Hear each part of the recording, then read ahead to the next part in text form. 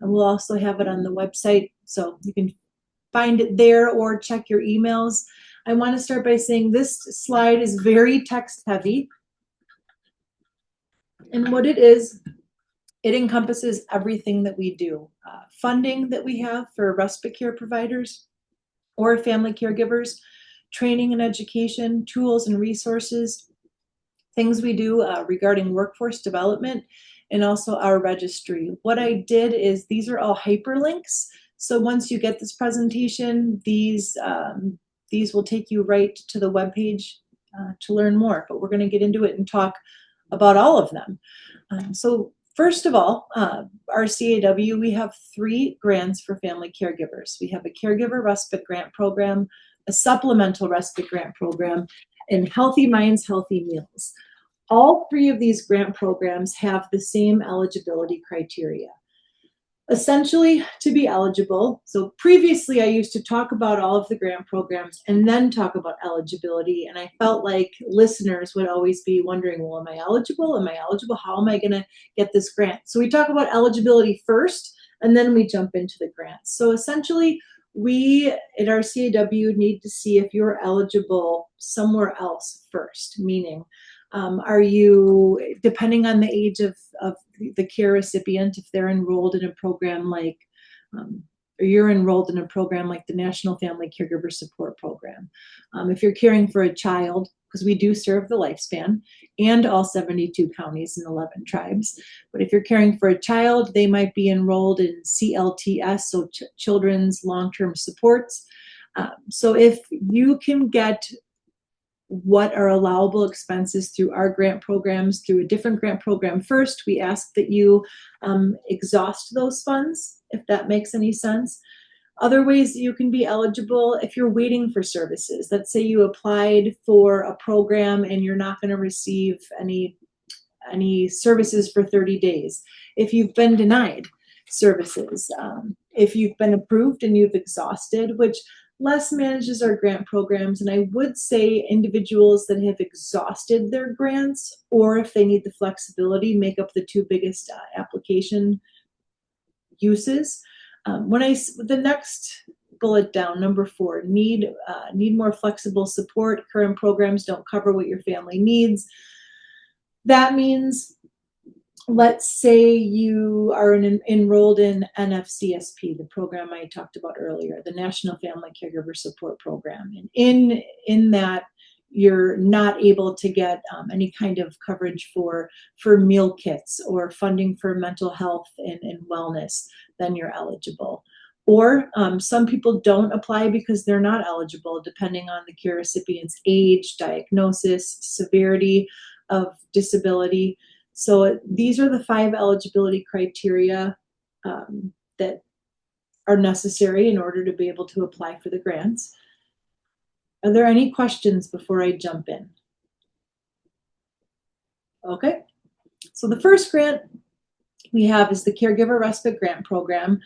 Some of applicants' favorite parts are we try to remove as much red tape as possible, meaning you can hire the respite care provider of your choice. So an individual, a family caregiver, they need to hire someone to come in and provide meaningful engagement with their care recipient, or if they wanted to bring their loved one, let's say they are caring for a parent or a partner or a spouse living with memory issues, and they want to go somewhere like the Enhanced Respite program at Valley VNA, or if it's a child, some parents use this to help offset camp fees. So essentially, it can go to 5 days of respite care within 30 days of approval, and you can choose your own provider.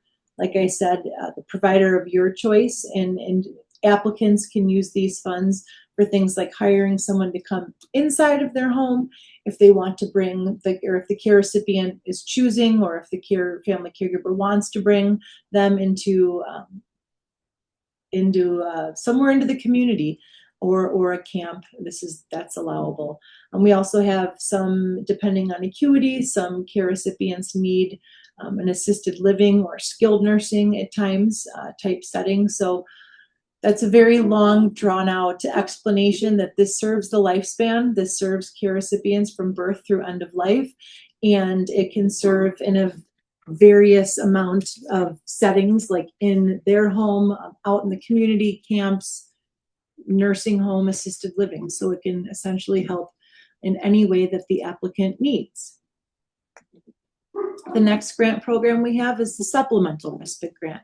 Friendly reminder, all of the eligibility criteria that I talked about a few slides back, that's for all of these grants. So let's say a family caregiver doesn't want to hire someone to provide care for their loved one so they can get that break.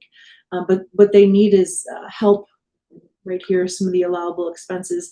A lot of family caregivers also work full time. So maybe they want a break with someone to come in and help with housekeeping or lawn care, snow removal, transportation, or let's see, sensory items for their loved one. Each grant approved supplemental respite grant program is $250 per application, and they can spend it on allowable expenses. The third final grant program that we have for family caregivers is Healthy Minds, Healthy Meals.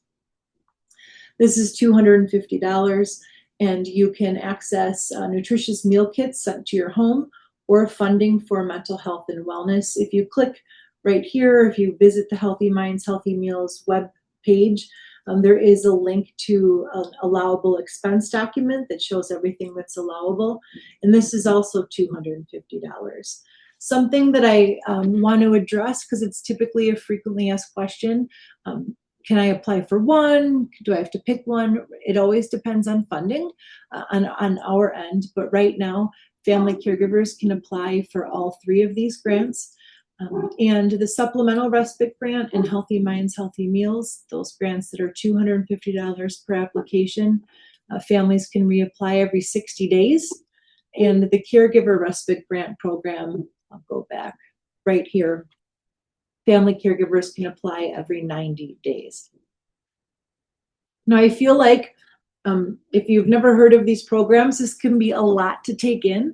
So every web page right at the top for each grant says how many days you can apply in between grant periods and gives more of an explanation about the programs. And as always, you can reach out to us, and we're able to help answer questions and help navigate the application process and the steps, etc. So don't walk away feeling like you have to be a subject matter expert. We're here to help. There's the website to be helpful for resources. And the next grant, this is for providers.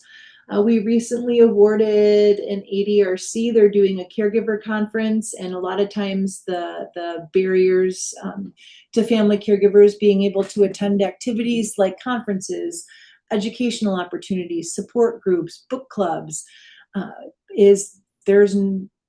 they don't have someone to keep their loved one engaged while they participate. So what this is organizations can apply for a group respite grant that coincides at the same location as the event. They hire respite care providers, and the family caregiver can come and, let's say, just because it's the one we approved recently, let's just say a family caregiver can go to a caregiver conference, get resources, meet other caregivers for that camaraderie, and bring their loved one who will be engaged by respite care providers during that event. Next, I'm going to get into some of our training. We all know respite care providers aren't bountiful. It's not like there's a saturated market of respite care providers. And we obviously wish there was, but one of the things that we do to help train people, we have a free program, free to users, called the National Respite Care Provider Training. Ours is Wisconsin specific, and what it is it's free. It's all online, and people can start and stop at their own pace. And at the end, the respite care provider gets a certificate of completion. So it's not a certificate program, but you do get a certificate of completion. And it goes over various topics. They're general. It's like disability basics, medication awareness. And there's 11 courses. in that, and it takes on average about 7 hours to complete. Also, to address the lack of providers in our state and across the country, but we're Wisconsin specific, is the Bringing Respite to Your Community workshop.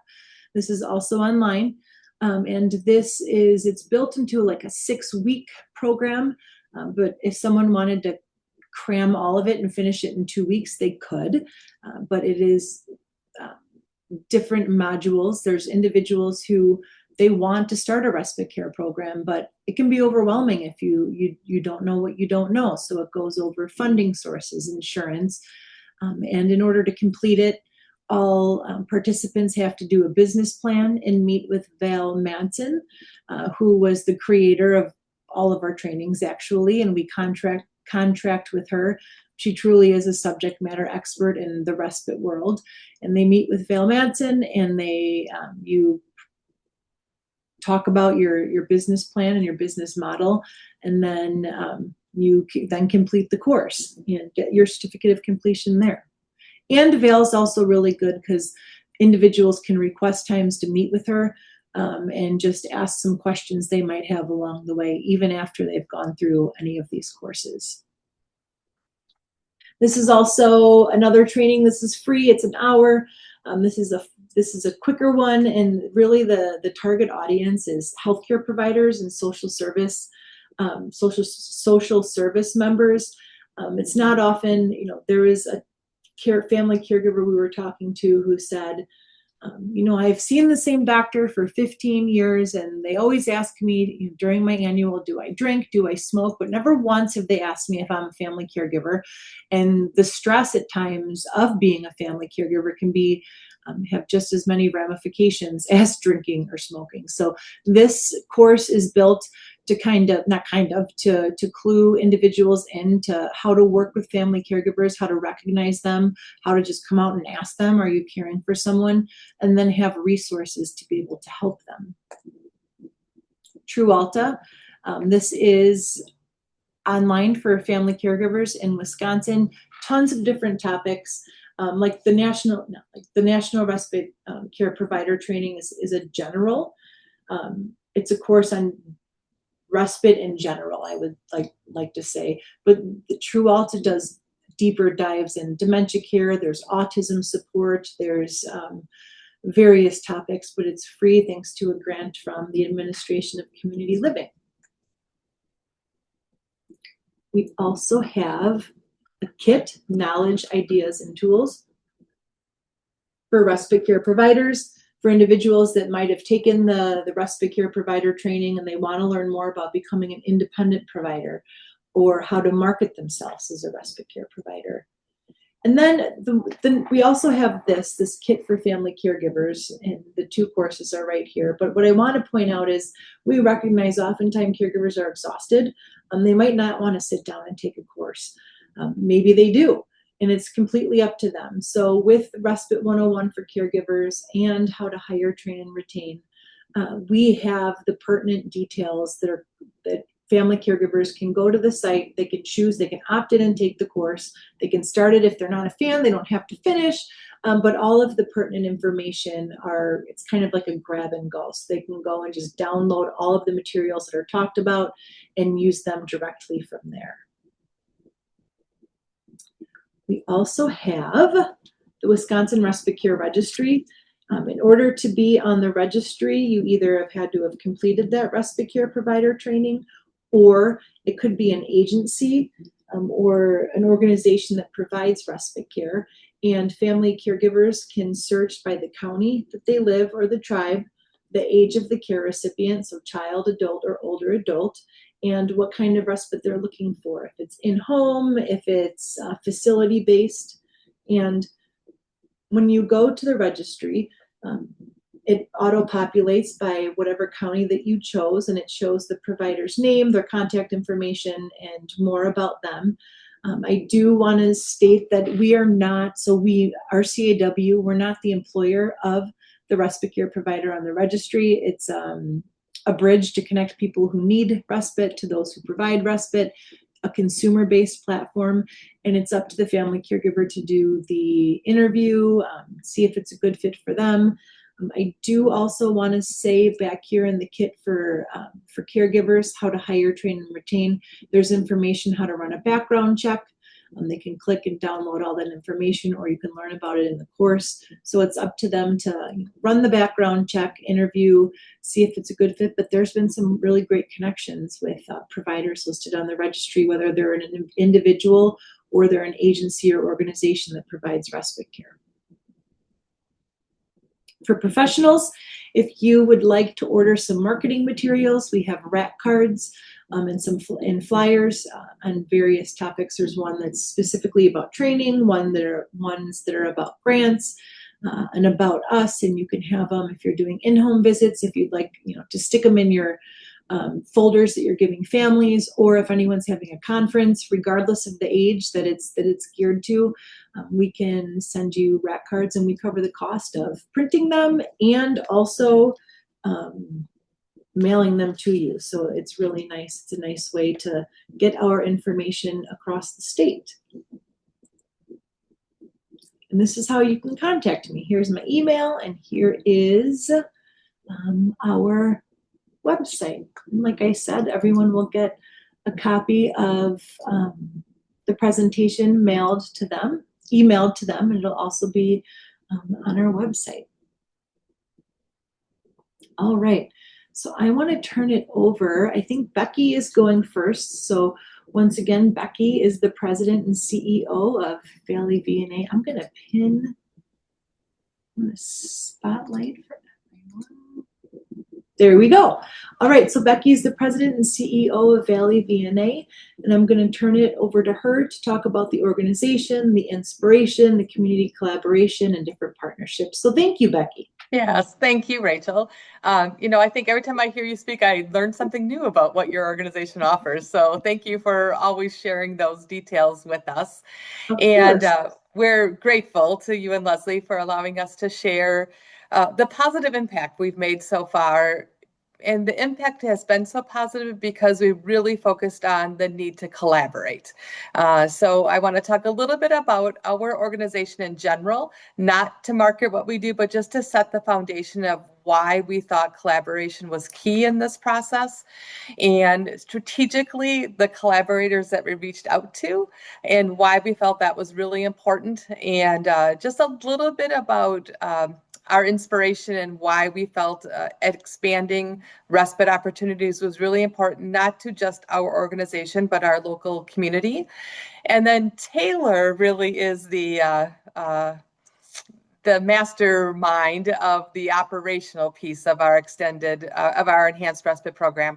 So Taylor will go into more of those details about the operations and staffing and those types of things. But both Taylor and I are very informal. So if you have any questions along the way or want to ask specific questions that we might not have shared the content with, we're more than willing to talk about that.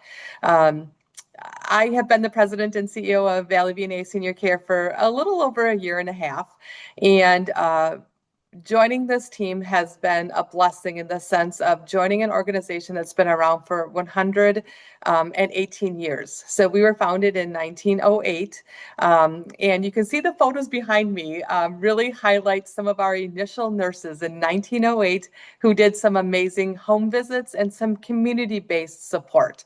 And that really is that foundation of our organization. We are a small nonprofit, very much ingrained into our Neenah Menasha community, and really focusing on what the community needs. And that was one of the inspirations to us, really, in providing our enhanced respite program.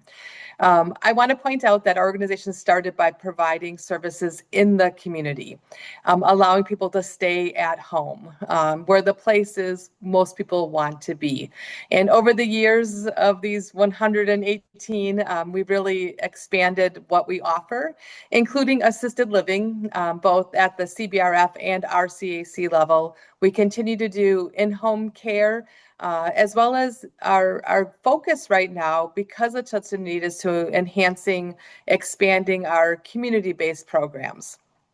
So within a few months of me starting here, I had the opportunity to hire Taylor, and it has been an amazing partnership, I will say, for us to really expand and to focus on the community needs. You know, our assisted livings, both at the apartment side of our CAC level and the memory care components of our CBRF, has a strong foundation. We've been around our assisted living world since 1998, and an amazing reputation. But people may not want that level of care or want to leave their home. So expanding services to support people to be successful to stay at home is really part of that mission. Taylor shares that same mission with us, so it was great to be able to have this partnership with her. So she started in February of 2025. I started in October of 2024. And we started this conversation probably in June of 2025, a few months after Taylor started, knowing that it was really important for us to meet an unmet need in the community. Our organization had already been doing some respite programs, some free respite programs in collaborations with two different churches, one in the Neenah community, one in the Oshkosh community, in collaboration with community collaborators. And but the time frame that we offer those programs are a short period of time, 2 hours. We were hearing family members needed more time for their own personal needs as care partners. They needed more time to just refresh. And they also wanted more time for their loved one living with dementia to have more opportunities for engagement, for joy, to really, what we call as our purpose is to provide a sense of purpose, pleasure, and peace in the lives of those that we serve. But family members indirectly were saying that same thing. They want to give their loved ones opportunities to have that pleasure in their lives, to connect with other people that may be at their same level of abilities. And memory care has been a strong focus within our in-home care program, our assisted living communities, our respite programs. And we knew we needed to help to meet an unmet need in our community. So in July of 2025, we sent out a message to some key collaborators in our community. So I wanted to just highlight some of those key organizations, and they were key to us because we already had a relationship with them. They already knew about the quality of care and the quality of life that we provide within our community. So we wanted to really ensure that we were connecting with people that really recognized the value that we could bring to a setting of a new opportunity for us. So some of those key collaborators that we connected with was our, and I see Alyssa is on the line, our Winnebago County Dementia Care Specialist. We also connected with the Neenah Menasha Y, the Neenah Public Library, because we already are in connection with them with another cool program that we call Storytime for All, where the library staff come to our setting. The community brings in young children with their parents or their grandparents, and our residents in our assisted living community join, and they do a great opportunity of engagement in an intergenerational component. So we knew the library was really important for us as well. The Menasha Senior Center, Valley Transit, of course, Rachel and now Leslie has been a part of these conversations, a long-term care pharmacy provider that happens to be our neighbor right next door to us, and then some other individuals that also recognize the value and already are doing some respite programs. So the Fox Valley Memory Project, and I'll refer to them in a little bit as well. And then the Neuroscience Group, which is in Neenah, and they have a memory assessment clinic there. So we knew that those were really some of the important people. I'm also forgetting we have reps from Winnebago County Public Health who are a part of our group. We really just invited them to come have a conversation with us. And that's really how this started. In July of 2025, we sent out a message saying, we recognize this great need for some creative respite opportunities in our Neenah Menasha community. And we think you probably have a similar thought that there's a need there. And we all know what that benefit is for people living with dementia and their care partners to have respite. So we wanted to talk about, well, what is, realistically, what can we do in our community? What are some of the current barriers that exist? So we had some every other month we met, and we had some great conversations about, barriers might be what's transportation needs, the cost for respite programs, just the insecurity of the unknowns, like what does respite mean and how will that benefit me as a care partner and my loved one living with dementia. We also noted that there was some just lack of availability, just like in, I'm sure, many communities. Traveling a 20-mile radius from their home might not be doable for them, but that might be the most available respite program that was in their community, and just the lack of awareness. So we really just brainstormed, and it was like this energy around the table of all these people of sharing the same passion and the commitment and wanting to collaborate. So we met a few times, and really identified that us as the Valley VNA, we have the space, we have the opportunity, we can expand in some of our staff, our caregivers that work in our in-home care division to be able to support this. And we wanted to ensure that the collaborators valued, our organization and the support that we can provide. So soon after, I think it was a November meeting, maybe a October meeting, where we said, we're going to do this. We're just going to do this. So we started with some open houses. We identified the space within our Valley VNA senior care community to be able to offer this. And we started implementing in February. So it was of this year. So it was a short few months of us really implementing this system, but we knew it was important. And that's where I want to go back to why we had this feeling of a sense of urgency. Some of you might know of the great work of the Fox Valley Memory Project in our Fox Valley community here. They do amazing respite programs called their MindWorks programs.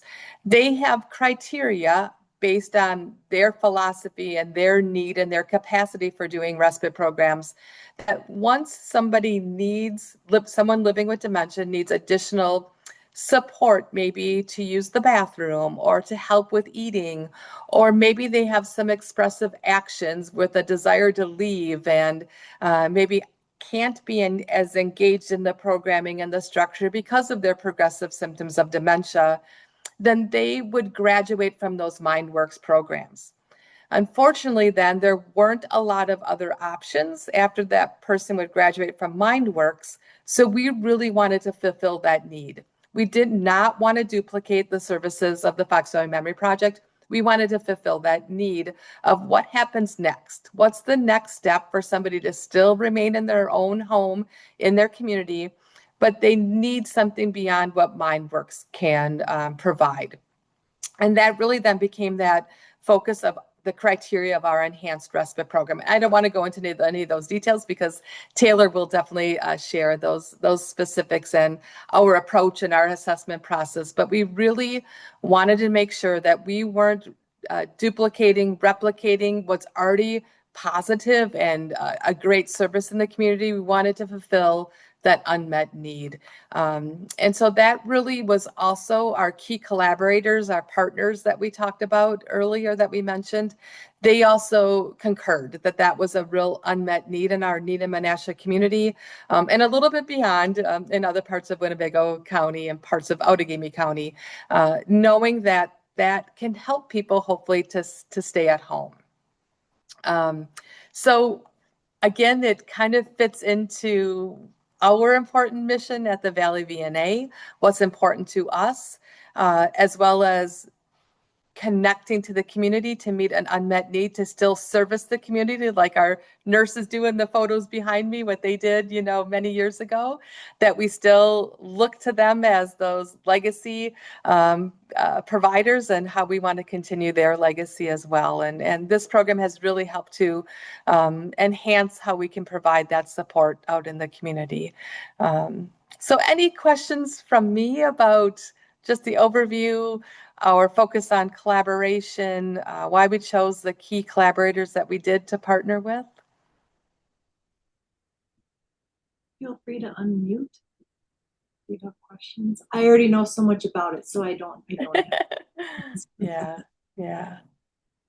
Well, thank you for letting us share that story behind the reasoning.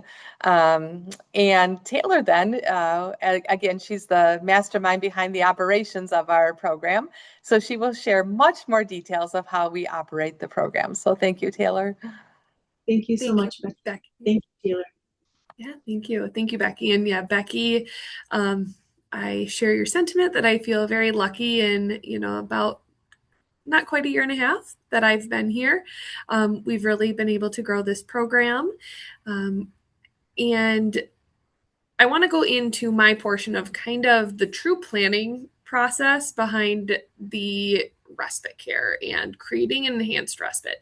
As Becky shared, we did all of these community conversations and talked to the collective group of what was missing. And as she shared, it was really that more in-depth, longer, more intensive respite care.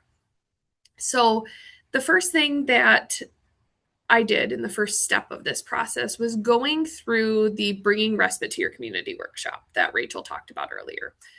Personally, my background is in nursing. I have my nursing degree, and that gave me a really strong foundation for care of older adults, supporting family caregivers. But the workshop itself gave me a lot of really good ideas in terms of connecting my clinical knowledge with the operational side. So building a program, talking about participant eligibility, staffing, policies, the budgeting and marketing, as well as a really good groundwork of how we were going to kind of take what we were already doing with our free community programs and turning it into a business line that it was going to be a service that we charged for, but we still wanted to make it affordable for those in our community.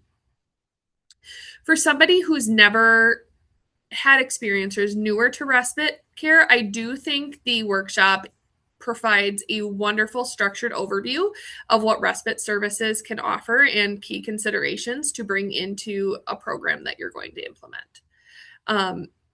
As a part of that, then we did go ahead and I applied for the Respite Care Association of Wisconsin Startup Grant. As many of you know, if you've looked into starting a new program, it requires a significant investment before the first participant even walks through the door.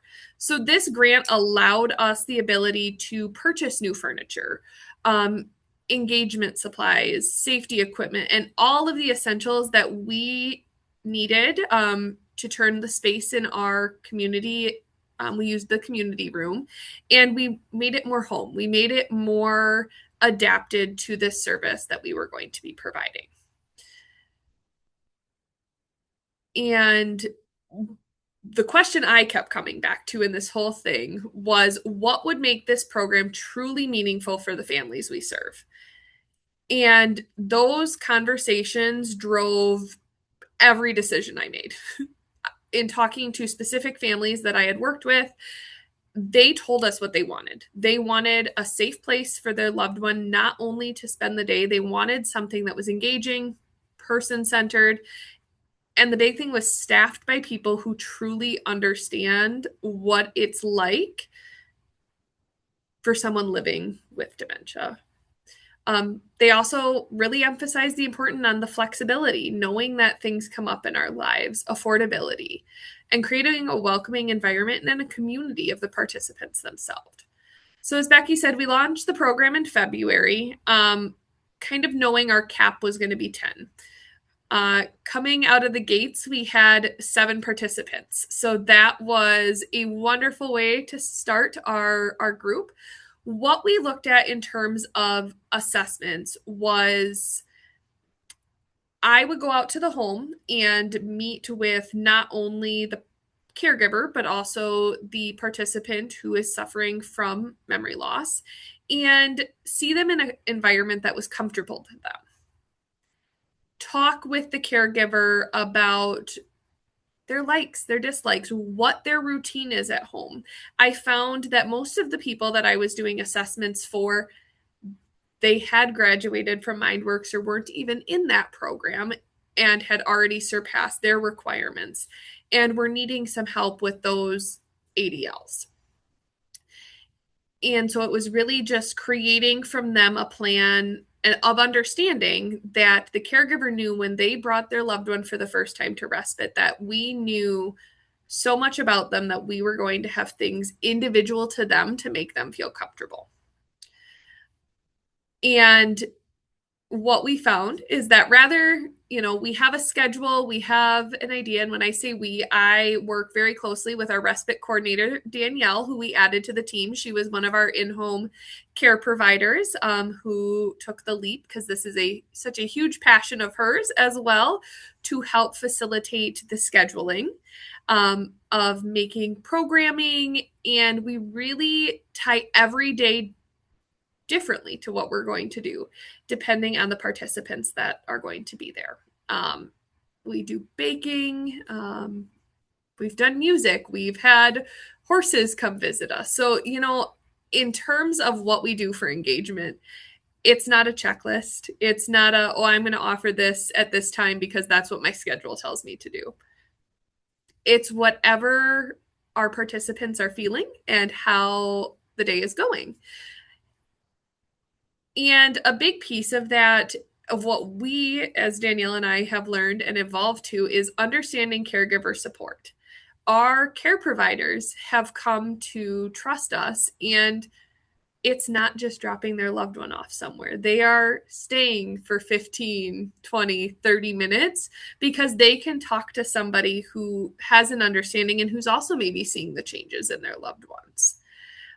We connect them with any resources, education, or just encouragement if that's what they're needing in the moment. Our goal is not just simply to care for the participant for a few hours, it's to support the entire caregiving relationship. A little bit more back to the staffing portion. So again, I mentioned that our respite coordinator, Danielle, joined us.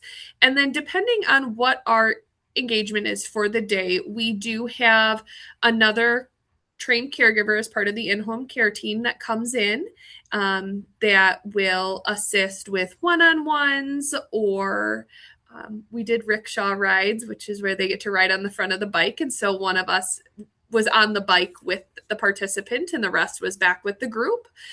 We have been very lucky to have a slew of support from Stephanie, who's our assisted living memory care coordinator, Becky, and just people who pop in and want to make those meaningful connections.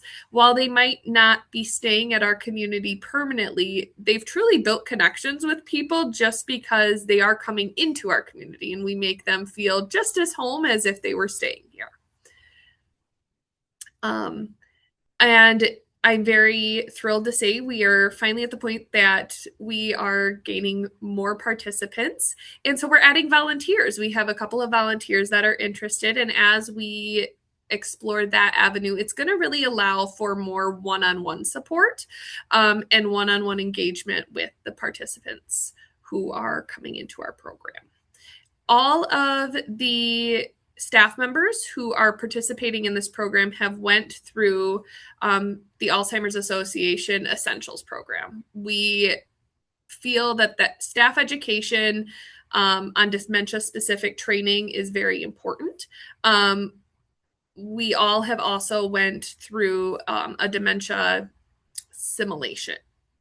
That's not the word I'm looking for, but simulation as well, that Stephanie, our respite care coordinator, puts on.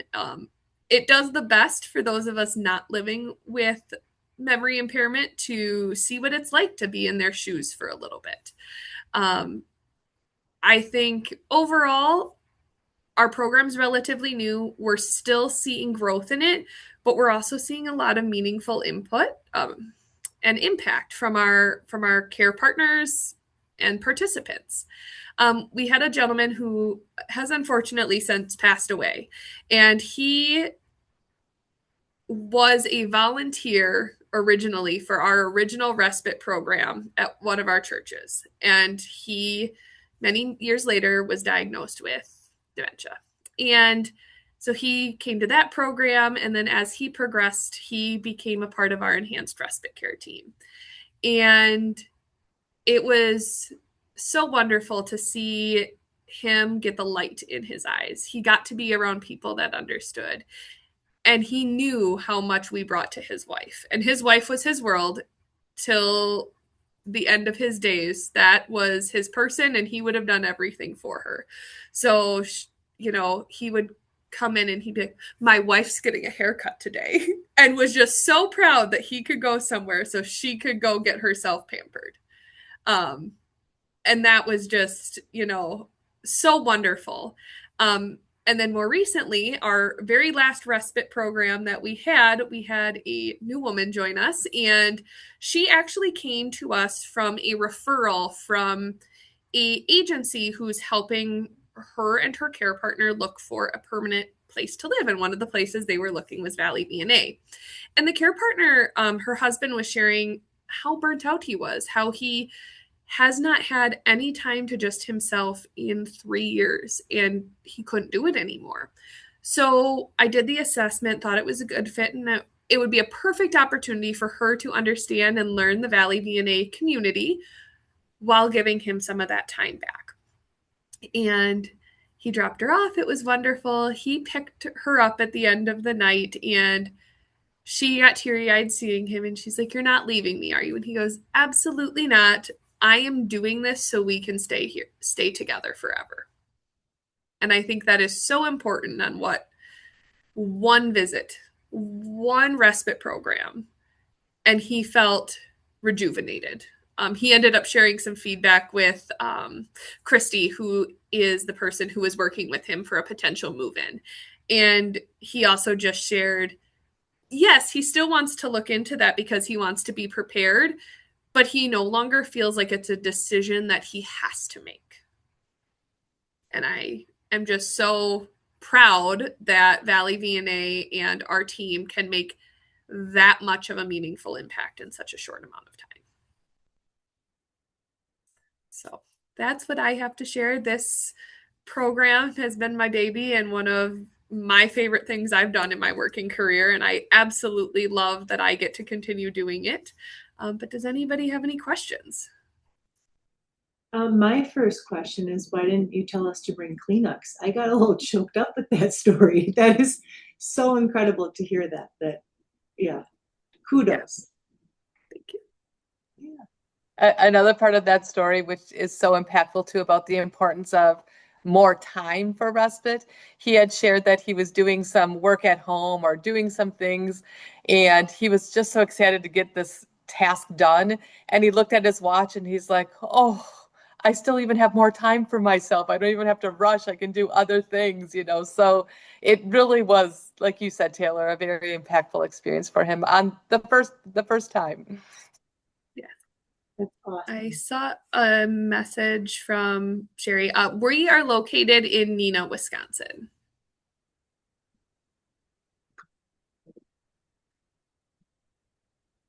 Oh, that was so much good information, and it's awesome to see how you kind of like went through what do I want to say, the progression, like the dream progression, starting with, first of all, you had a very strong educational background before you started the bringing respite to your community. But I mean, RCAW centered that you started bringing respite to your community, completed it, had an incredible startup grant application, and just to see the progression, we wish there'd be so many more people that could be like you and Becky and do what you do. Are there any other questions? I think I see Kristen's hand raised. Yep, my hand's raised. Thanks so much. This is so inspiring. I loved hearing the story. I'm actually interested in bringing respite to my community for families that have adults with disabilities. So I have a 25-year-old with an intellectual disability and autism.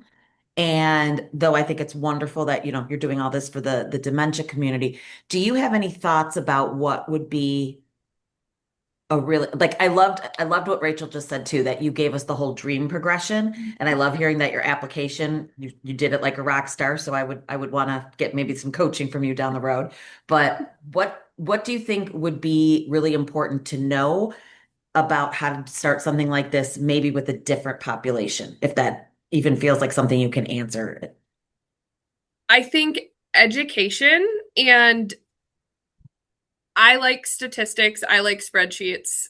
Anybody who works with me will laugh at that. But I think it's so important to just look at your community and analyze what the true need is, and then take a step back from that and analyze yourself and see, okay, you can't do everything as much as we all would love to. What can I do?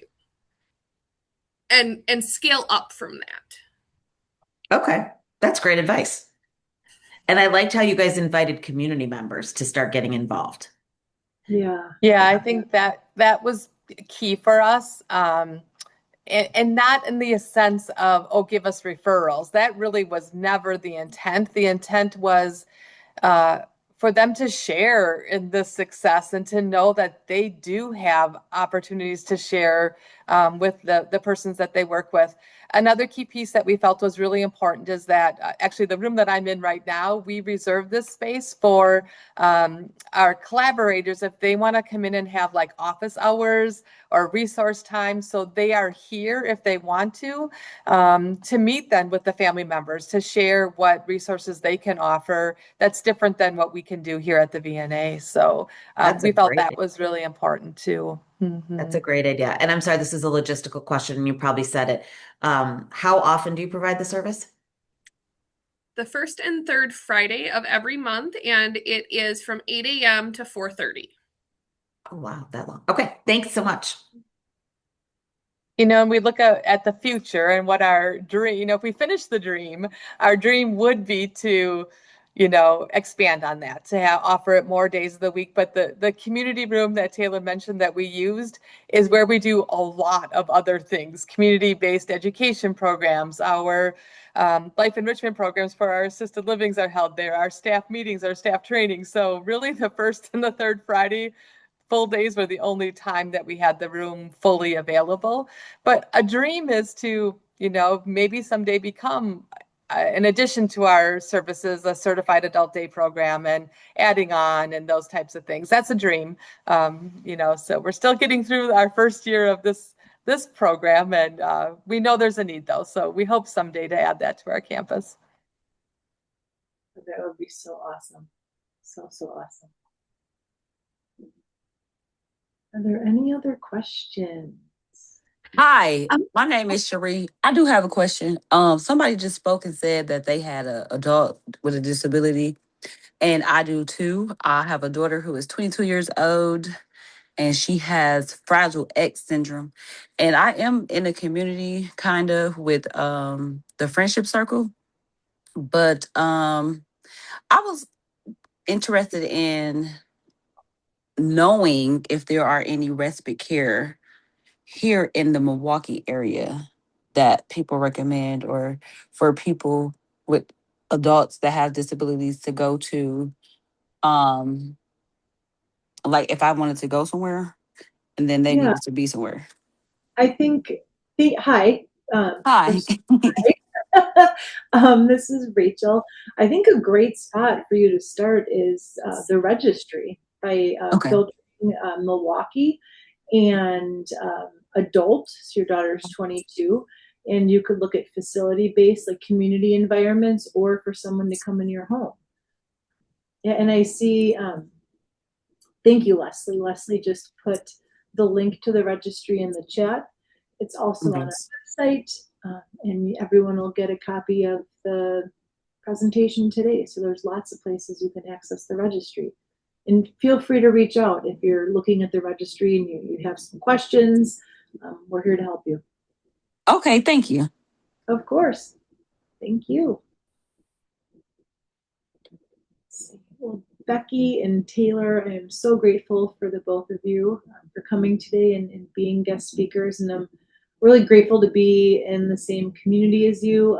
I think one of my favorite moments at the Enhanced Respite lunch that you would provide at Valley VNA was just looking around and seeing so many individuals that wanted to help family caregivers and wanted to provide services. And we always came back in that meeting and in meetings in other areas of our lives that day was spent trying to understand how, as a community, we could do better outreach to help people recognize themselves that they are a family caregiver, how to, where to start, and once you start, how to keep going. So that always is the first step. Is a lot of times people think, and the word just is probably my least favorite word in the language. It always kind of minimizes things, but people think I'm just a wife, I'm just a mom, I'm just the just adjuster, right? But it's such an integral part, but just helping people identify as a caregiver, because you can't help them until they either are told you are a caregiver or they're shown they're a caregiver. So it was really inspiring. Thank you. Yeah.